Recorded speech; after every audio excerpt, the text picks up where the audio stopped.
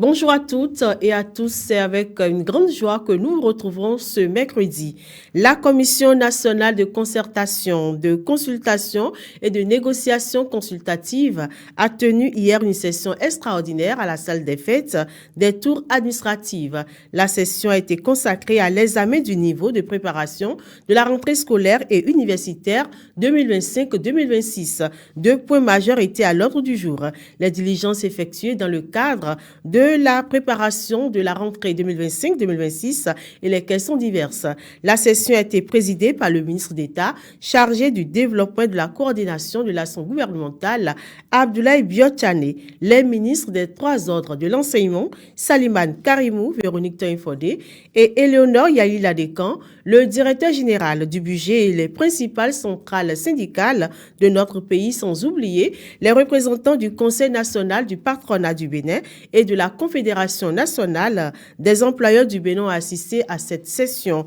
Il faut ajouter que l'objectif de cette session extraordinaire est de faire le point sur la rentrée scolaire 2025-2026 ainsi que la rentrée universitaire 2025-2026 dans un climat de dialogue entre gouvernement et syndicats.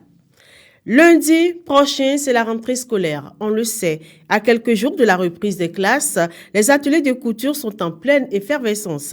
Ciseaux, aiguilles et machines se transforment en complices de la rentrée pour répondre aux besoins des parents et élèves. Notre équipe de la télévision Maranatha Bénin a fait un tour dans quelques ateliers.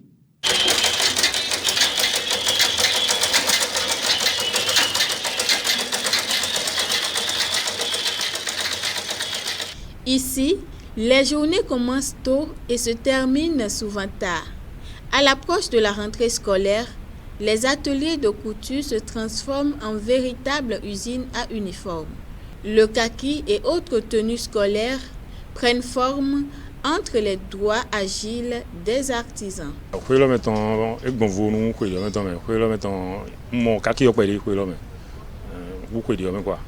Comment ça dit mais ça demain kaki yo mena blo e xamé kaki yo di tinta mo lu ko mi po men tinta lo no kaki lo to amo directement e non ba ma su ko ton normal abo noi me directement jo me directement do me ma su ko kadia nte to ka wa we bari o me kaki de ile on ko livrer à kaka au vendredi mo ne le na arrivé bi. Comme d'habitude au période des rentrées les parents viennent nous commander les tenues de leurs enfants. Bon, on est toujours à leur disposition. Il y a des gens qui sont déjà venus et qui ont été déjà livrés.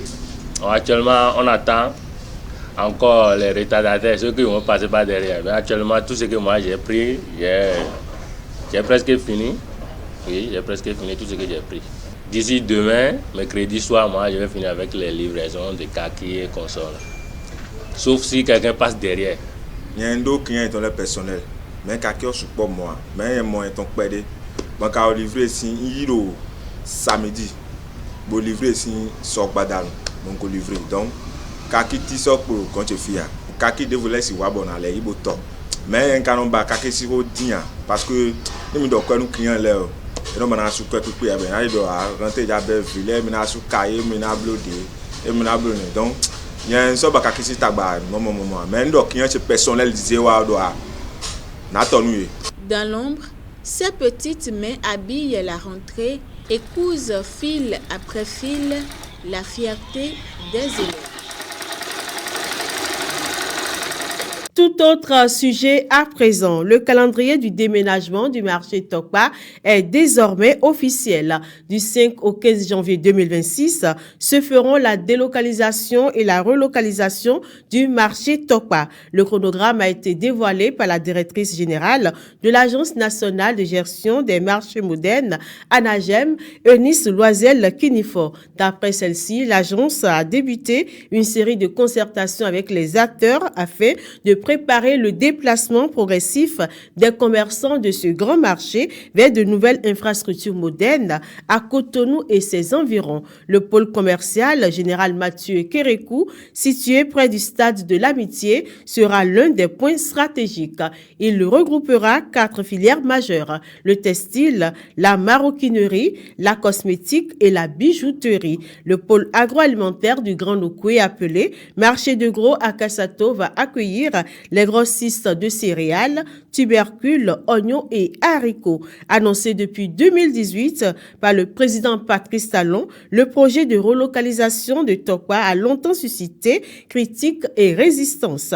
Pour apaiser les inquiétudes, l'ANAGEM a misé sur la transparence et le dialogue.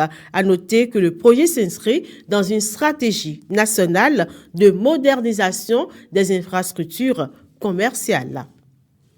Hors du Bénin, la France est secouée ce mercredi 10 septembre par le mouvement baptisé « Bloquons tout ou indignons-nous ». Un peu partout en France, des actes de blocage et des manifestations sont attendus. Plusieurs partis politiques de gauche et quelques syndicats ont appelé à soutenir ce mouvement « Bloquons tout », rebaptisé parfois « Indignons-nous », en référence à l'essai de l'ancien résistant Stéphane Hessel et au mouvement des indignés qui avait agité la vie politique espagnole au début des années 2010, est né sur les réseaux sociaux. Il s'organise sur Facebook, WhatsApp et surtout sur Telegram. Pour participer au mouvement, il ne faut en outre ne rien acheter, notamment avec sa carte bancaire, faire grève, appeler à manger ou juste du soutien dans les lieux de blocus.